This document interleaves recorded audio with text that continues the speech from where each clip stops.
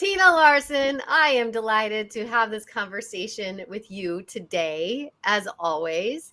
And for those who are watching right now here on LinkedIn or on YouTube or Facebook or whatever your social media choice of the day is, I do these member spotlights with people who are a part of the Confidently Speaking community and program. And Tina Larsson has been a part of the Confidently Speaking community for almost how long, Tina? I think it's almost 3 years, which Yes. is fantastic.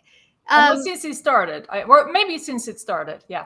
I think so. So it's been about 3 years, and we do improv for speakers, and we talk about all sorts of different things when it's speaking related, and we do a lot of exercises that get you comfortably uncomfortable, like yesterday.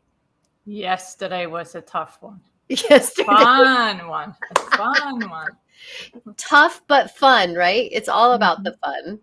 Yes. But I love doing these LinkedIn lives, these Instagram lives, and so forth, because it's another opportunity to use your voice and to speak and to have a different platform to do that on. And so here we are today. And Tina is in New York City. I'm going to let you speak for yourself, Tina, so that you can share with people who you are and what you do, what lights you up every day. First of all, thank you so much, Meredith, for having me here and for being in my life. You're amazing. And I would have never been here if it wasn't for you. But here we are. Here we are. Beautiful. Yes. So, hi, everyone. I'm Tina Larsson. I'm the co-founder and owner of the Folson Group. We consult New York City co-op and condo boards on optimizing their buildings and getting their projects done. And so I want to meet every single New York City co-op and condo owners so that they can introduce me to their board so that we can help them lower their costs. So that's what I do. Who doesn't want to save money? Who? And there's a lot of people in New York City who own a condo. Yes, co-op and condo owners. So let me just explain that for those who don't know what it is. Yes, please. So the rest of the world or rest of the country, it might be called a condo or it might be called an HOA. In New York City, they're co-ops or condos, and most of them, about 60% are co-ops. So if you live in New York City, you can live in a house. That's if a townhouse, or if you live on Long Island, then you live in a house. If you live in a city, you live in an apartment, you can either rent or you can own. And if you own, that is some kind of community association, whether that's a co-op, condo. In West Virginia, it's an HOA, same thing. It's just the different legal structures, but that's who we work with. Well, please do reach out to you, Tina, because you are brilliant at what you do and very passionate about what you do. And I adore you. And hello, Dave Delk. Yes, you rock, Dave Delk. Thank you for being here and watching. Let's talk a little bit, Tina. The thing that you and I love that we talk about often is community. And you are such an amazing connector. And you are really good at finding community, developing community, holding space for people. So let's do a little deep dive into that, because I know that's the topic you wanted to speak on today. And I'm curious to get this conversation started. You weren't always the extroverted self that you are today. Am I right? That is correct. That is correct. I was scared of networking. It was terrible for me, and meeting strangers. Yeah. Tell me, what were some of the feelings that came up for you when you were in front of strangers or at some sort of a networking event? You're like, I didn't want to. I'm like, what do I do? They said, oh, go there, shake some hands and hand out some cards. I'm like, okay. And what do I say to these people? They said, oh, do an elevator pitch. I'm like, what is that? How do I do that? So what did you do over time to develop these skills that have made you into this amazing connector and communicator and community builder as you are today? Well, I forced myself, like I do with most things in life, is I forced myself to face my fears and do it. And so I've done that throughout. And when I think about it, when I was a kid, I was doing the same thing. And you and I know about my horseback riding story when I was 7. But so that is, I don't know if that's just the way I am or the way I think about things. So what I did was that I forced myself to network. And I met someone, my first networking event, I met Robert. And Robert said, "Where are you going tomorrow?" And I'm like, "I have to do this again?" And he said, "Oh," I said, "How often do you network?" "Oh, every day, several times a day." I'm like, but I started doing it and I joined a group and then I joined it, but it was too loosey-goosey for me. I don't mean that it was open-ended. You could come, you could not be there, you didn't have to be, there was no accountability, which is fine for a lot of people. Yeah. But that's not how I operate. The way that I operate is very structured. So I joined a BNI group, one of the largest BNI groups in New York City at the time. And it's very structured. It's every Tuesday morning at 7:00. You have to have one-on-ones. You have to give referrals. You have to be nice to people. And I mean, You have to be nice to people. Damn it, I'm out. Keep going. Yeah, but it was just a very good structure for me to learn to become a good connector and networker, because it was so structured, and structure works very well for me. Someone tells me, like when you and I were working on my speak last year, you told me, this is the process, this is how we're going to do it. And I work very well with structure. Someone tells me, this is the blueprint, this is how we're going to do it, I'm all for it, if it makes sense to me. If it makes sense to you. Yeah. If it makes sense. Well, tell me a little bit more about what you mean by that. So sometimes people will say, here's what we're going to do, but it doesn't really make sense to me. I'm like, yeah, that sounds too hard work, or it seems like, what is really the ROI on this? What's the benefit? How much time do I have to put into it versus how easy is this going to be for me? Am I going to be able to follow this program? Right. So not being clear about what the outcomes are. And I feel like there are a lot of things that are opportunities out there where it's unclear what the outcome is. But I do feel as a business owner, sometimes we're throwing spaghetti noodles at the wall trying to figure out, well, what is the outcome for my client, right? Like, I want them to save money. That's a great outcome. But how is it that I communicate that to different learners and people about how whatever it is that you're offering is going to give them value and outcome? So I'm hearing like some people are better at communicating that than others. Yep. Yeah. Absolutely. And another thing, it's also a little bit of personal style. Truth. Yes. So when I was looking for a LinkedIn coach, which is really sort of a roundabout way how we met. Yes. I had 3 different options, and one of them provided me with a lot of homework. And I'm like, yeah, this is too much work. Yeah. In a paper format. And I'm like, I can't, this is too much for me. I don't even know where to start. Yeah. And then the next one is lovely and wonderful, but it was not just it, and it could have been the right fit. But then I met Joe Apfelbaum. We love Joe. Shout out to Joe. If you're here, shout out.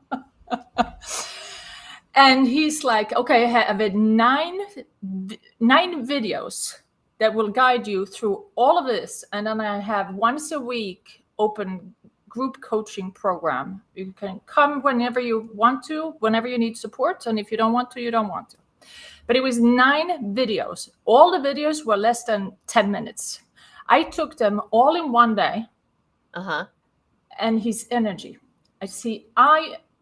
I'm attracted to people who are the type of people who I am. And if you didn't notice, I'm a little bit of a high energy. This is my raise the roof high energy. Yeah. I'm not a high energy at all. which is probably why you ended up being my speaking coach too, because of the same reason.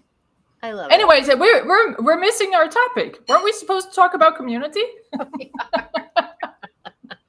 I feel like this actually it definitely relates to community, because community oftentimes, for myself, I am attracted to community where I feel like that community is in alignment with my values and who I am and where I want to be and how I want to show up in the world.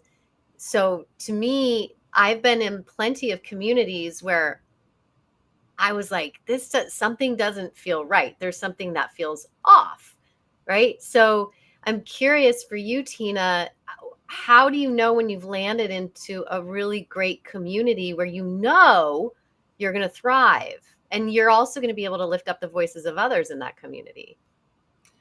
That's a great question. And I mean, it's like anything else in life. It's trial and error.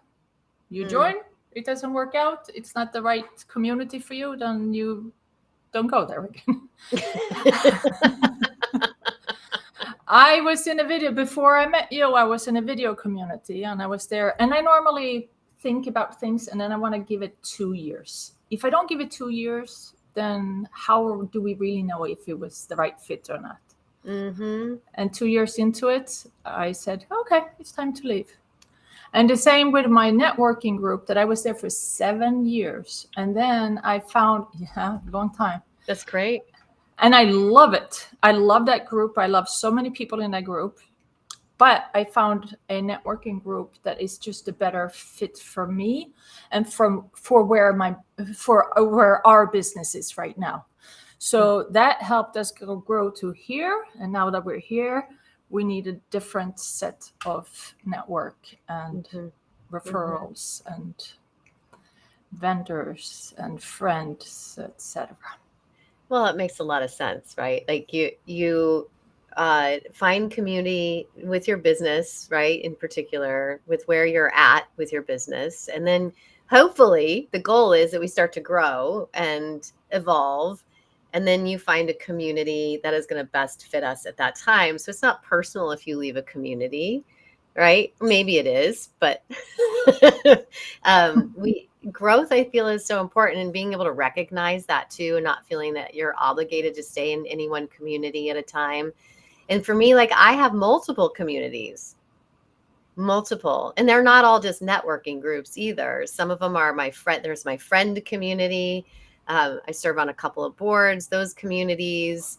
And I'm just always curious. There's one community in particular that I love right now, which is Epic Fit. And we're always talking about +2 energy. Like, if you're around people who give you +2 energy versus -2 energy, those people where maybe you're having a conversation with them and you notice how you're feeling later on, and maybe you get reactionary with your partner or something. And you're like, oh, that's residual from that interaction that I had with that particular person.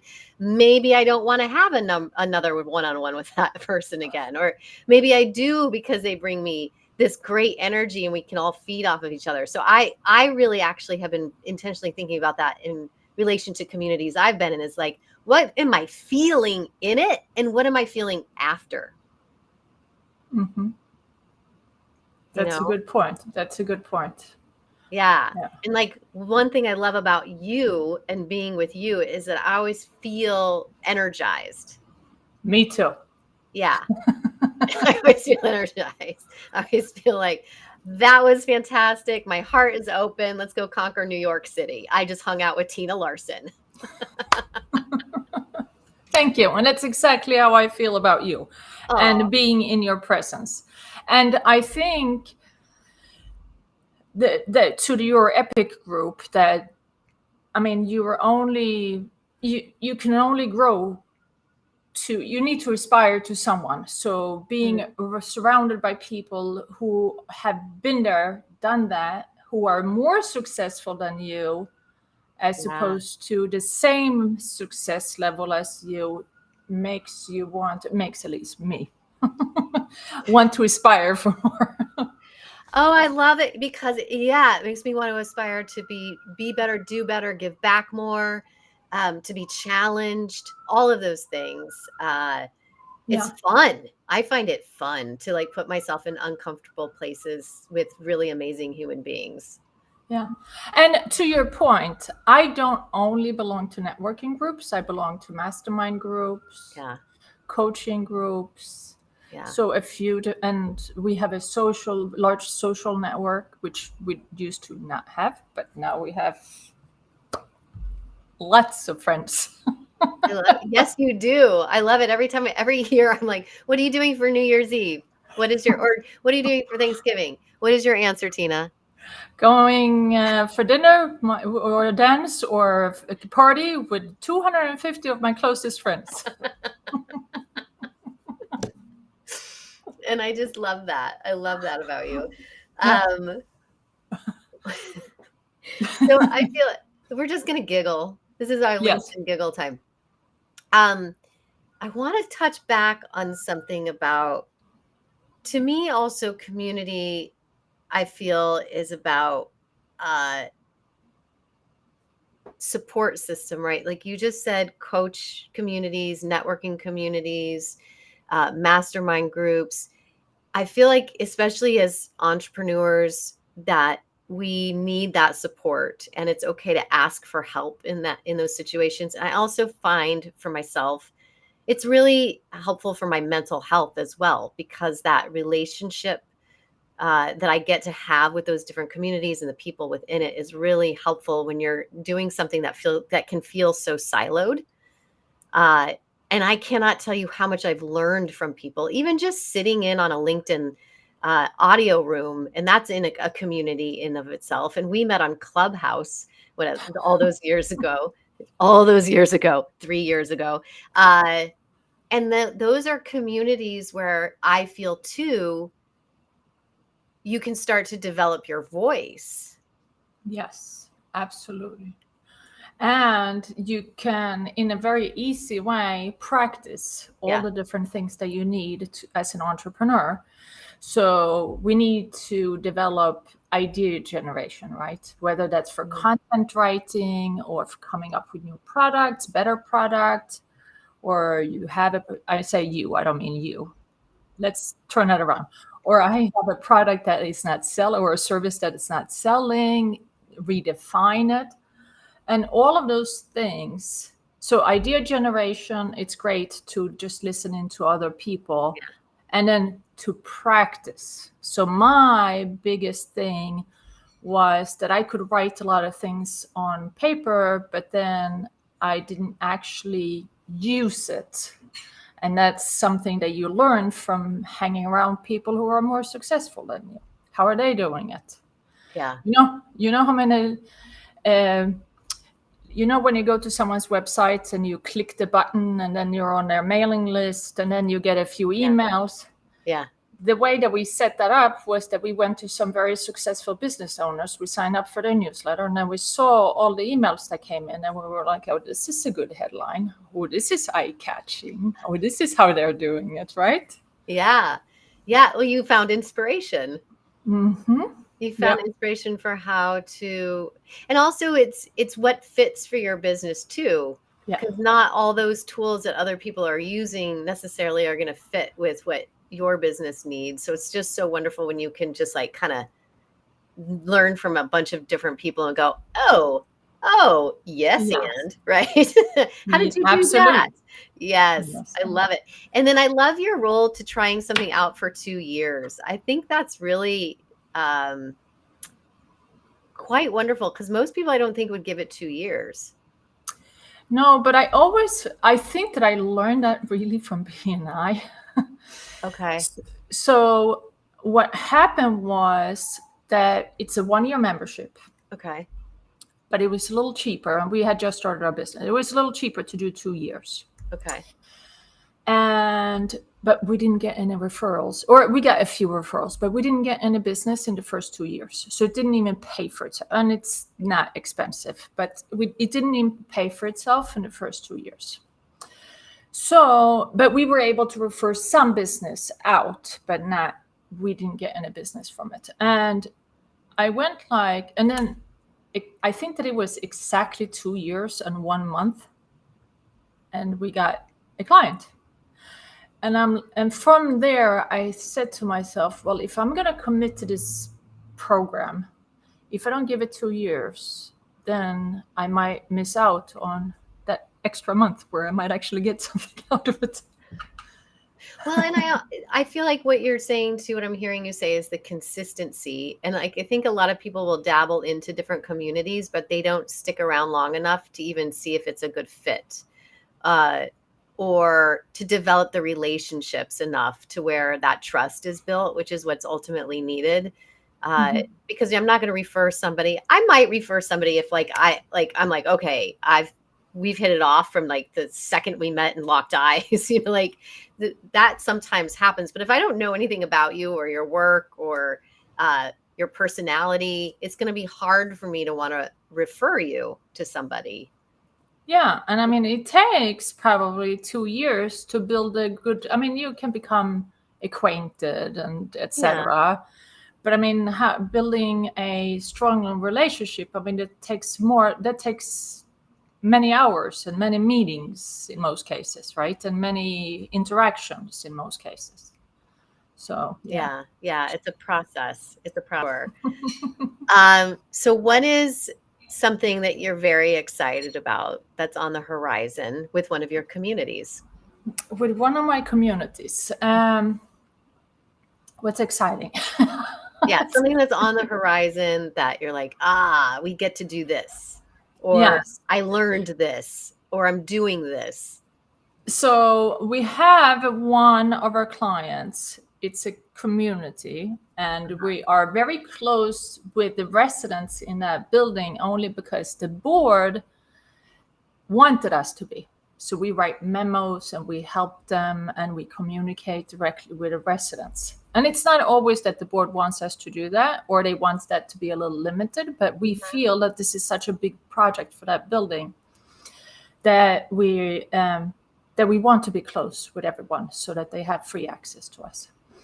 And what we are doing for that project is really cool. We're electrifying the building. What do you mean electrifying the building? I know, doesn't that sound electric?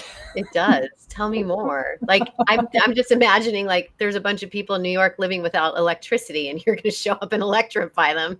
Tell me more. So in most buildings, see that radiator behind you? That is a steam radiator. Yes, it is. And I hear it every winter. Okay. That runs on either the way that they run that. It's heated with a boiler in the basement, most likely. Yes, it is. And the boiler runs on either oil or natural gas. Okay. New York City lawmakers made a law in 2019 where they want New York City to go all electric. The goal is to be carbon neutral by 2050. Okay. And they're starting this year or next year, the fine starts kicking in. The law went into effect January 1st this year, even though it was passed before.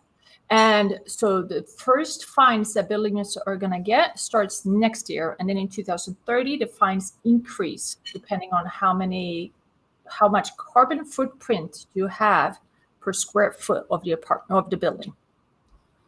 Oh, okay. So they want all buildings to go electric. And that's electrifying. What is that process? I'm just curious because now, like, we're going to start seeing that happening because people don't want to be fined a ton of money. Because what I'm hearing is by 2050, if you haven't done it by then, you're paying a ton of money in fines. Yes. And the fines, so next year, only 11% of New York City buildings will be fined. And this is co-ops and condos, rentals. It is also commercial buildings. It's any building that's greater than 25,000 square feet. So more than 30 apartments, let's say, or thereabout. So all of those buildings are going to start getting fined, but only 11% of them are fined in 2025. In 2030, close to 75% of buildings right now are expected to be fined. And huge fines. We're seeing $200,000 a year, and every single year. Okay. So is electrifying like getting rid of these radiators, getting rid of these air Air conditioners in the conditioners. Yes. window, Yes. and putting splits? Yeah. Is that what you Mhm. mean by Yeah. electrifying? Okay. Yeah.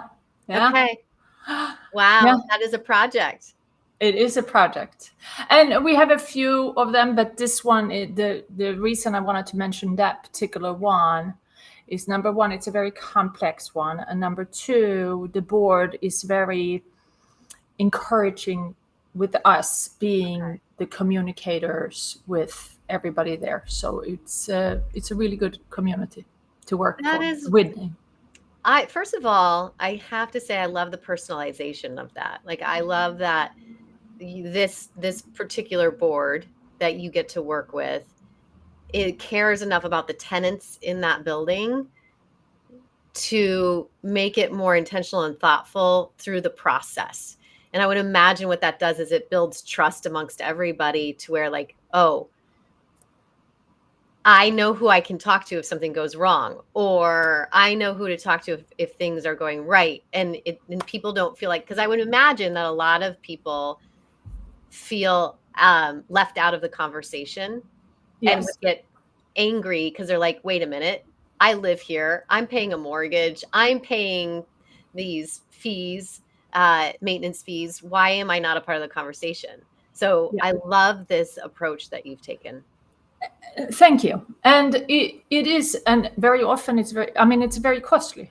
This is not a cheap Yeah. endeavor, and it takes a long time. Yeah. You did construction. I know that you did construction before. I've heard about your construction. So construction, there's always Yeah. detours, and it takes much longer, and it costs much more than anticipated. So for a building, it becomes very complex, because it's not only your own kitchen. I mean, this is a whole building. So it does take a long time. It doesn't happen overnight.